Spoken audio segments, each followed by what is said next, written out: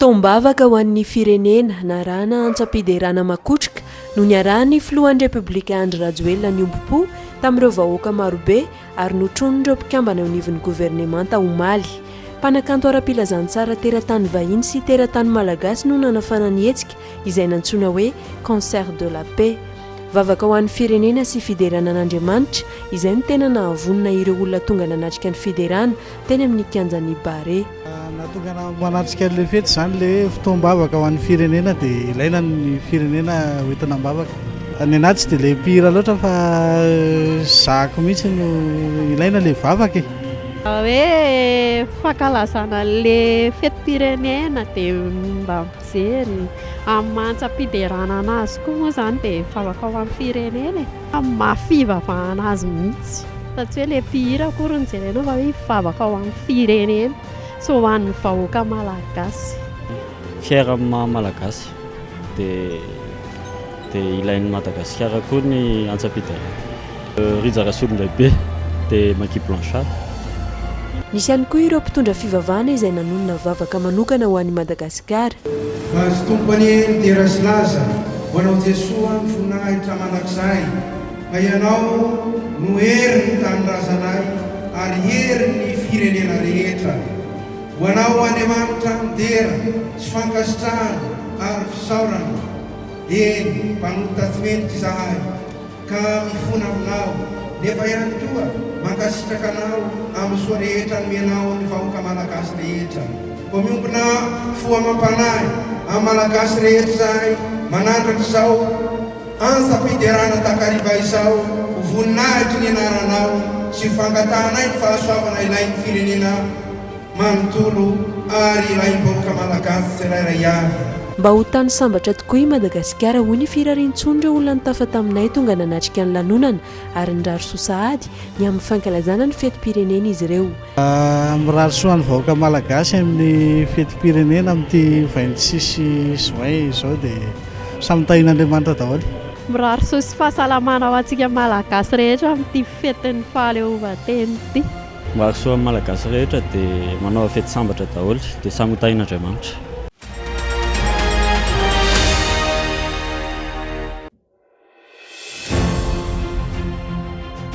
Soatoavina malagasy tokony ho tandrovina ny fifanajana ka mandritra ireo andro roa mifanesy hankalazana ny fetim-pirenena indrindra no tokony ampiarana sy anehoana izany na ho an'ny vahoaka malagasy na ho an'ny mpitandro filaminana hoy nambaran'ny ministra ny Foloalindahy. Milajaina ireo fepetra Silama rehetra ary arahana tsakasy andava ny toromarika omen'ny tompon'andraikitra mandritra ny fankalazana ny fetim-pirenena. Amin'io andro io dia tena araka ny teny tao rahavavina tanteraka tanina ny olom-pirenena rehetra mikalaza ampitonina ao anatiny fanajana ny toromarika rehetra mba ampirindra tsara ny fankalazana amin'io andro ny jona 2020 sy ho arivo io. Anisan'ny fihetsika entina namariana manokana ny fankalazana ny fetim-pirenena ny matso izay isy isaky ny renivohiparitra raha ny fanazavana amin'ny alalan'ny matso raha teo no entin'ny eo anivon'ny tafika sy ny polisy ary ny zandarmaria maneho ny ampompony amin'ny fitiavan-tanindrazana. Ny matso dia mifanehoana amin'ny vahoaka manontolo ny hery fiarovana sy ny filaminana sy ny hery velona rehetra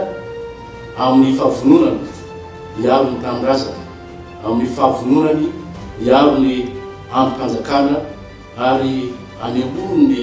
ampony amin'ny fitiavan-tanindrazana. Namafisy ny ministra ny filaminam-bahoaka sy ny ministra medidiny zandarmaria ny mampiavaka izany hoe lanonana fankalazana ny 420 taona nahazoana ny fahaleovan-tena izany. Amin'ny mafety azy dia mila filaminana, mila fandriam-pahalemana ny vahoaka. manerana ny nosy ray manontolo ny fankalazana ny fetim-pirenena dia noho zany manerana nosy manontolo amin'ireo faritra 4 izay misy ihany koa ny fampandripahalemana izay ataony mitango filaminana zava-dehibe loatra ny fetim-pirenena zany tsy mitovy tsisy azo ampitaina aminy amin'ny karazana lanonana sy fety rehetra noho zany dia fepetra manokana ihany koa ny raisiny. Irariana hoy ny minisitra Telotonta ny izoran'ny lanonana sy ny fankalazana am-pitoniana sy am-pilaminana ary amin'ny biravoravoana mandritra ny andro ny 15 sy ny 20 ny volana Jona.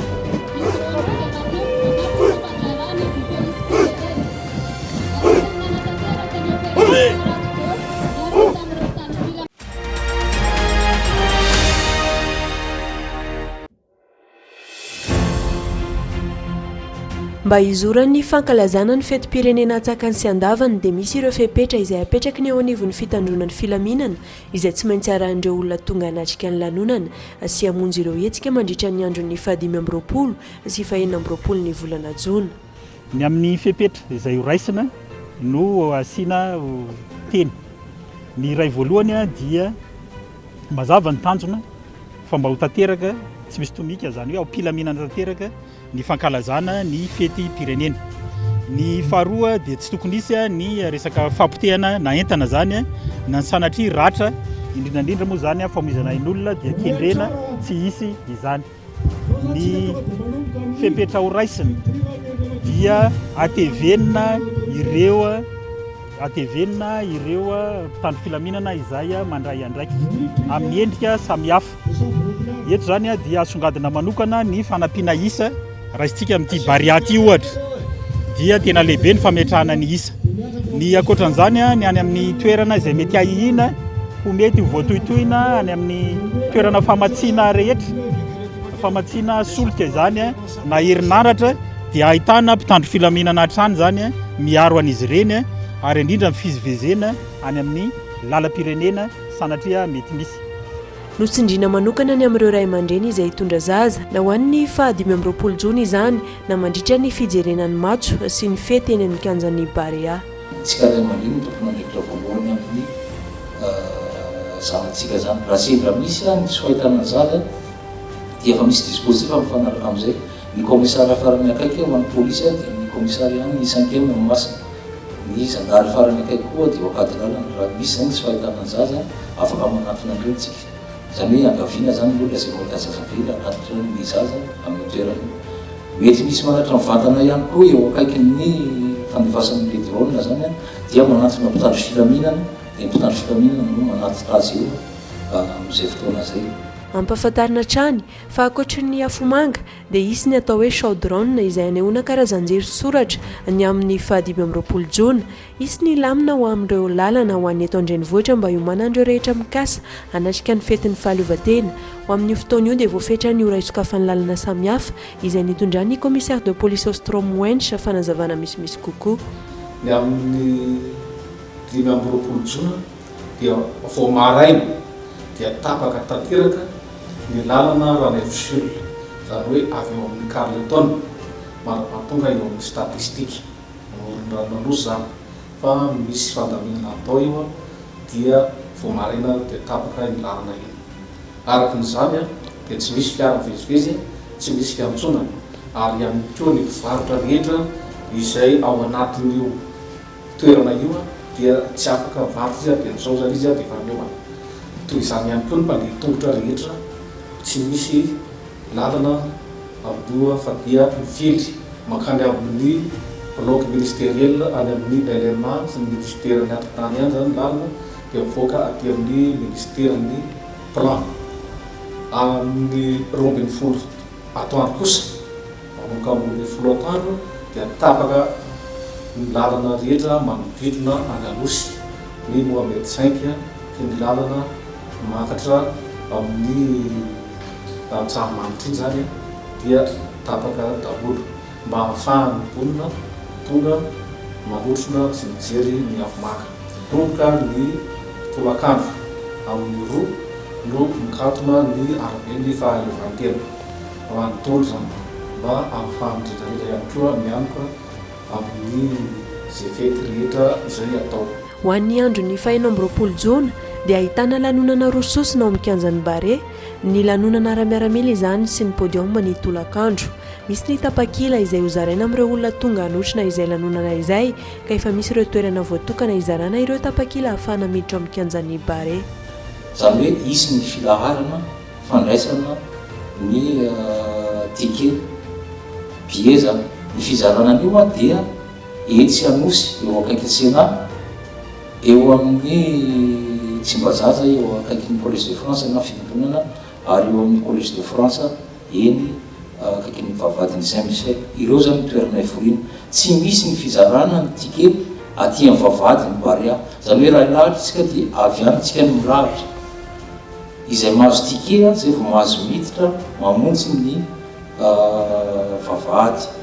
Misy ihany koa ny fandaminana mikasika ny lalana sy ny tsena amin'ny fotoana io, ka mila arahana ary andraisana fepetra entitra ireo rehetra mini mandika ny lamina rehetra apetraka hoy ny fanazavana. Mahakasika ny amin'ny 20 jona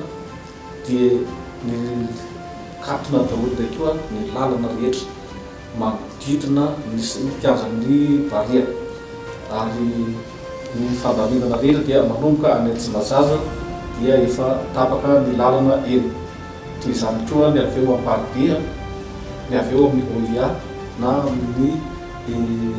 miditra amin'ny tunnel Raimomba, ary avy eny Antsahamanitra dia ary amin'ny Ho Chi Minh, ary Bevelo, Patsakana dia tapaka ny lalana. Manomboka vao maraina zany dia tapaka ny lalana reny. Ka ilazana ngaroa zany isika rehetra mba tadia ny lalana efa mahazatra antsika rehefa misy ny fankalazana lehibe toy izao. Ny Analakely kosa, ny arabe ny fahalavantena dia misokatra tanteraka amin'ny 20 jona. Raha fehezina dia amin'ny 10 ora maraina dia efa hisokatra ny vavahady. Ny andron'ny 20 jona, entanina ny rehetra tsy hanao kapa fa hanao kiraro feno mba hitandrona ny mety ho fasairanana amin'ny fifanakakezana, hamafisina ny fijerena akaiky sy fanaraha-maso ny ankizy ho an'ireo hitondra zaza, soroana ny fitondrana zava-maranitra sy ny manakaiky ny afo ary ny zava-pisotro mamamo sy fitaovana mandratra.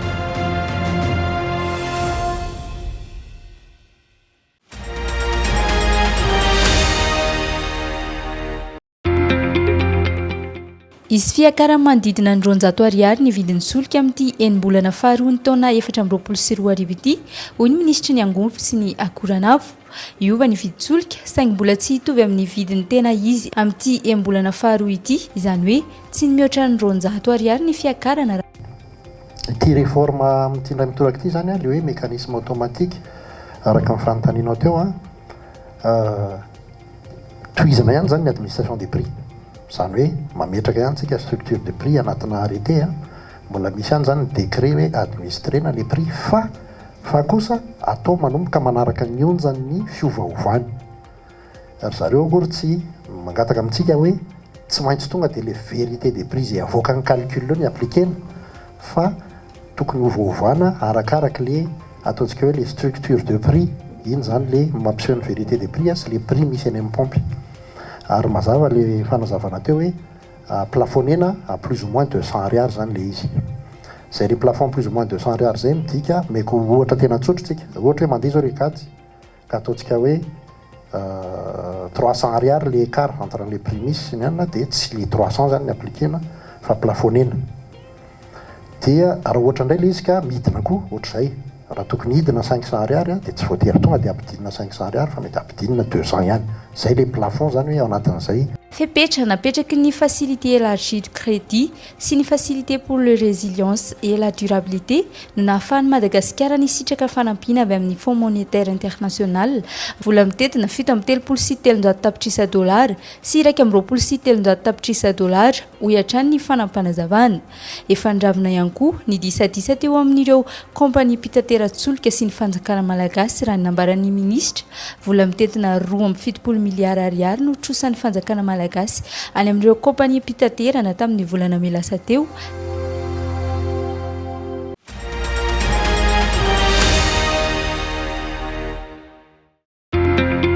Nahita ampahombiazana ny asa amin'ny fanavaozana lalàna amin'ny feny asa porofon'izany ny nandalovan'ny volavolan-dalàna laharana 420 bara 724 momba ny fihezan-dalàna momba ny asa na ny code du travail ny alakamisy 20 jona teo teny amin'ny anteny meram-pirenena.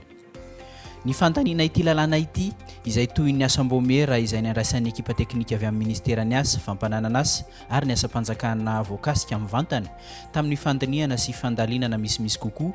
ny fihezan-dalàna momba ny asa eto Madagasikara izay nasiana fanavaozana. No amafisy ny anitra fitiavana Razakabona minisitra tompona andraikitra ankehitriny nandritra ny fotoam-pivoriana azo ny rehetra hatrehina fa ivon'ny fanavaozana tamin'ity fihezan-dalàna vaovao ity ny fametrahana lara-pahamehana ny fifampiresahana sy ny dinika sosialy eo amin'ny samy miankolafo voakasika amin'ny alalan'ny fampiroboroboana ny tontolon'ny asa. Ny dinika ara-tsosialy dia nahafahana nanantona ireo sampana rehetra voakasika momba ny tontolon'ny asa miainga amin'ny fanjakana ny mpampiasa ary ny mpiasa ary indrindraindrindra manangona ny heviny sy ny fomba fijeriny manomboka tamin'ny dingana fikarakarana ity code du travail ity tany amin'ny taona 2022 mba azona antoka fa ny fanavaozana ny fihezan-dalàna taloha dia mety hitarika tokoa any amin'ny fanarahana sy fanatsarana ny tontolon'ny asa eto Madagasikara. Lantsina sy mpanovana sy fantsiana ity lalàna ity na teo amin'ny asam-bomera na teo amin'ny fivoriam-biazony rehetra hatrehina. Ity fihezan-dalàna vaovao ity izay miditra an-tsehatra manokana amin'ny sehatra tsy miankina. Noho izany dia mikasika ny fanatsarana ny tontolo iainana sy ny toe-piainan'ny asa izay tokony samy mitondra tombony ho an'ny mpampiasa sy ny mpiasa ary amin'ny sampandraraha hafa voakasika amin'ny vantana na ankolaka toy ny sendika sy ny fikambanana na fiahinana momba ny fahasalamana. Raha miresaka ny momba ny fanavaozana ity fihezan-dalàna momba ny asa noavaozana ity isika dia hita ohatra ny famaritana ny teny hoe mpiasa mba hifanaraka tsara tokoa amin'ny toe-draharaha ara-tsosialy sy ara-toe-karena eto amin'ny firenena. Zava-dehibe ny manamarika fa ny fanavaozana ny fihezan-dalàna taloha dia manaraka ny fankatoavan'i Madagasikara tato anatin'ny taona vitsivitsy ny andiana fifanarahana iraisam-pirenena momba ny asa eo anivon'ny fikambanana iraisam-pirenena momba ny asa na ny OIT. Isan'izany izao ohatra ny famaritana mazava kokoa ny momba ny fifindramonina arak'asa izay mahaliana tokoa ny tanora ankehitriny. Teo ihany koa ny télétravail izay todian'ny fihezan-dalàna vaovao ity manokana no io sehatra asa io efa miroborobo be manerana izao tontolo izao. FDB iray hafa mampivohitra amin'ity fihezan-dalàna momba ny asa noavaozana ity ihany koa izao ny momba ny fialan-tsasatra ho an'ny ray rehefa miteraka ny vadiny na ny congé de paternité izay nampidirina ozon'ny mpiasa amin'ny sehatra tsy miankina. Fa indrindraindrindra ny fepetra mikendry ny fanamafisana ny fiarovana sy ny fahasalamana any am-piasana amin'ny fampiarana ny fifanarahana iraisam-pirenena laharana 520 sy 720.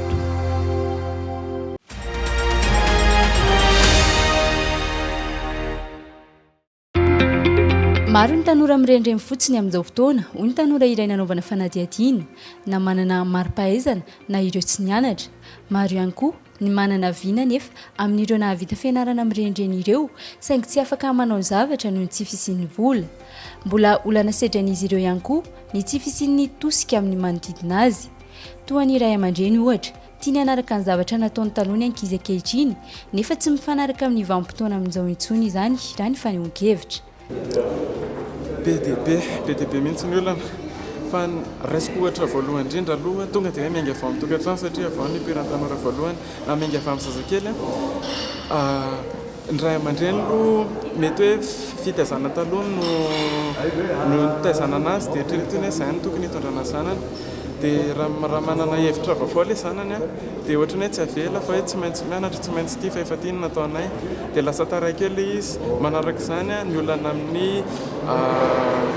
resaka fitantanan-draram-panjakana tafiditra anatin'izany ny fampianarana. Rafitra efa taloha be mihitsy ny hitantsika amin'izao sady fantatsika rehetrarehetra hoe tsy adapté amin'ny zavatra tena misy zavatra ampianarana any ampianarana fa rehefa vita hoe ianarana ity tantara géographie SVT dia izay fa tsy tafiditra amin'ilay tena hoe tokony hoe mila hain'ny tanora raha tsy tonga ety amin'ny université tonga ety nefany mbola samy hafa indray ny fahafahan'ny ankizy misitraka ny opportunité samy hafa. Nisy ny dinika ady hevitra nataon'ny tanora omaly nitondran'ny solitena eraky ny nosy sy ny olana eo anivon'ny tanora izay niarahana tamin'ny sekretera jeneraly eo anivon'ny ministera ny fanabeazam-pirenena. Nanome toro-hevitra ny tanora ity farany tao anatin'izany ny aizana mampiasa ny eo an-tanana ahafahana mandroso. Ainana ataontsika amin'ity faty amadihana satria misy tanora be lehibe tsy zay namorona azy fa misy tanora be lehibe fa mivelona amin'ny fato mivelona amin'ny fanodinana fato raha vitatsika zany no miara-miasa ny bonne pratique reo tanora reo dia voataizany tanora nivon'ny reo vondrony tanora fandovanany fotsy satria misy vety zato mahely reo tanora reo efa vonehitsaka amin'ny fato dia ireo tanora reo no manao tri satria misy trity maintsy atao mba hivoaka ilay fato de qualité zay fato ratsy sisy no aritsika fa misy fato be lehibe mbola azo raisina dia ireny fato reny atolotra dia misy tanora manodina azy dia avalika mamangana orinasa ho amin'izay dia sady ireny ny zavatra ho azotsika voalohany hiaina ny vola fandaniana mpanjakana amin'ny fandraofana fato faharoa adiono tanàna fahatelo hamorinasa ho anatan'olotsika nanentana ny tanora ihany koa ny minisitra mpisolo toerana eo anivon'ny ministera ny fanabeazam-pirenena tao anatin'izany ny anatra izakatena anorona ny orinasa ho an-tena manokana fa tsy andry ny manodidina sy ny fitondram-panjakana foana aza mieritreritra foana hoe ina ny afaka ataon'ny fanjakana na ny firenena ho atsika fa hoe ina ny afaka ataontsika ho an'ny firenena ny ombonana tany janaka tany drazana zava-dehibe loatra zay indrindrindrindra anatin'ny fankalazana ny famerena ny faleovatena dia faleovatena zay nisy raibentsika ray mandrenitsika razatsika ny ady ny afahantsika ny mahazo ny faleovatena zay zava-dehibe loatra mety amaivanina fa io ny zavatra hoe tokony kolokoloitsika tsara dia ny fahitanareo reny ny sosikevitra sy ny fandraisana anjara dia toizo satria tsara zay tokony hoe mavitrika tahaka ny fahitapanareo amin'ny fandrarana amin'ny fiadiana amin'ny resaka fiarovany tontolo iainana amin'ny resaka fianarana fanabeazana satria anisan'ny loharan'ny-karena fanabeazana sy fianarana nisy ny fiaonana teo amin'ny tanora sy ny ministera pia sy ny mpiara-mambonantoka maro maly nitondran'ny tanora ny etaetana sy ny vinatiany ampandrosoana ny Madagasikara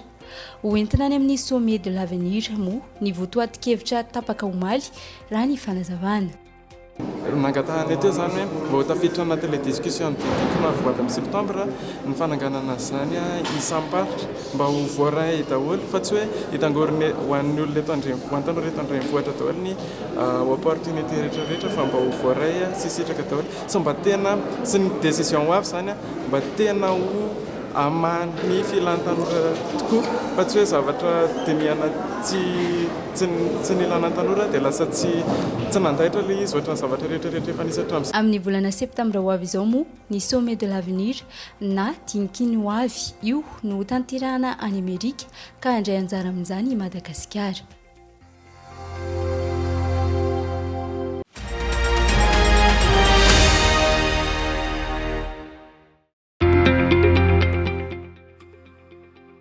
mbola tsy fotoam-pialatsasatra akory ny ankamaroan'ny mpianatra dia efa fanomanana ny fidiran'ny mpianatra sahady ny ao an-dohandray aman-dreny raha ny fanadihadiana natao androany miankatra indray manko ny saram-pianarana raha ny fampahafantarana efa nataon'ny sekoly sasany hoy ny nambaran'ny iray aman-dreny niakatra 4 alina ariary raha 5,3 alina ariary tamin'ny taom-pianarana lasiny raha ny fanazavana efa manangona vola hividianana fitaovam-pianarana sy ny ampidirana mpianatra sahady araka izany iray aman-dreny raha nresaka ny fanaovana tamin-drizy ireo androany ohatrana manokana zao dia aleo tonga dia mieritreritra hoe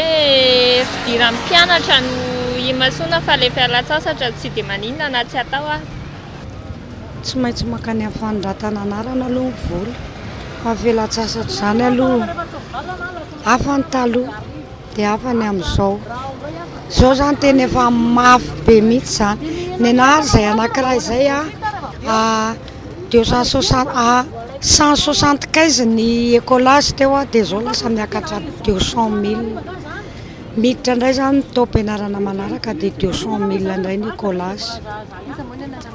mitarainy eny amin'ny sekoly manao réservation na fa mandria toerana ampidirana ny zanany ny ray aman-dreny sasany amin'izao raha mifanadihadiana natao tsy mitazapotsy ny manoloana ny fahasahiranana mianjady amin'ny mponina araka izany ireo sekoly indrindra ho an'ireo efa nianatra tao amin'izy ireo misy araka izany ny fitsinjovana sy ny fifanarahana ataon'ny sekoly sy ny ray aman-dreny amin'ny fampidirana ankizy any an-tsekoly izay raha ny fanazavana misy tena betsaka mihitsy ny saryzay hoe 30 taona zay efa ela be zay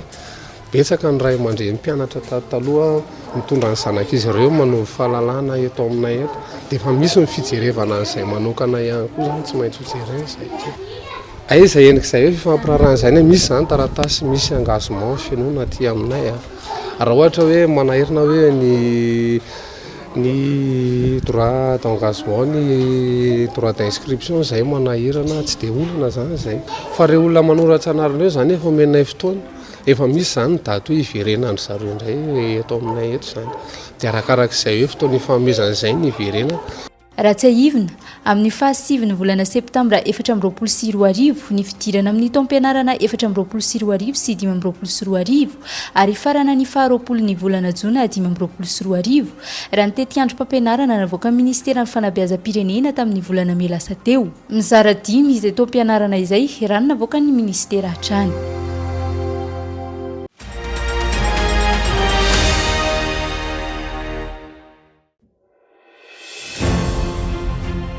antoka lehibe ho any no avin'ny ankizy ny fianarana ary manana zo isitraka izany avokoa na ireo zaza sahirana ary onona ambarany taletsekoly tsy miankina iray izay nitafa taminay andro any asaika ireo zaza mipetraka manodidina amin'ny fahasankarana sy anosato andrefana nytarian'izy ireo hianatra mba ho tonga olombanona ho an'ny firenena raha ny fanazavany ny ankizy ataonay hoe sahirana zany a dia ny kamboty a zany hoe tsy manana ray aman-dreny mihitsy izy miazy a fa mety hoe mipetraka aman'olona izy misy ihany koa ny mety hoe marary ny ray aman-dreniny a tratrany tsy fahasalamana misy ihany koa nefa ny ankizy izay hitanay hoe afaka mbola tokony hovonjeny izy ireo a tokony hianatra dia raisinay izy fa tsy manana fahefana amin'izay ny ray aman-dreny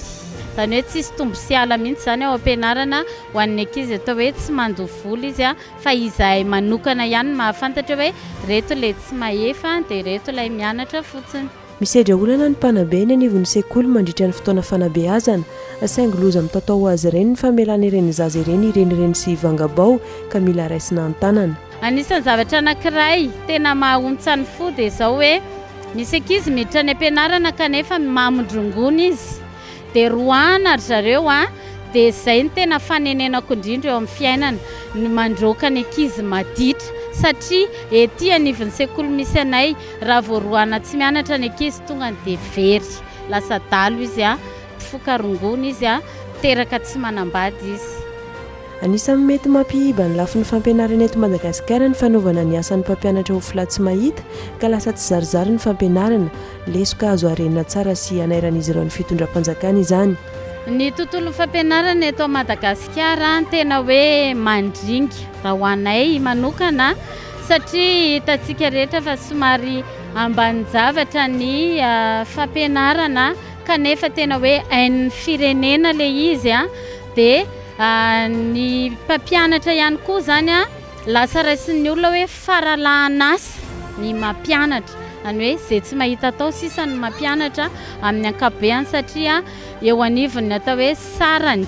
na ny karama raisin'ny mpampianatra dia tena kely karama ny mpampianatra dia andao mba hojerena koa zany ry mpitondra fanjakana mila ezaka bebe kokoa ny mitaiza sy mampianatra ny ankizy any amin'ireny toerana ambara hoe ambany tanàn'ireny tsy atao sakana nefa zany fa vao maika mampiambo ny ambopo amin'ny mahampanabe hoy ny fanazavana andraisan'ny ankizy aloha dia izay mpampianatra dia tena miezaka be ary tena micomprendre an'ilay ankizy somary hoe mitaiza be an'ilay ankizy andray satria ny voan'ny ankizy ny sain'ny ankizy tsy ampy sakafo tsy hitovy amin'ny sain'ny ankizy ampy sakafo dia izay zany miezaka foana hoe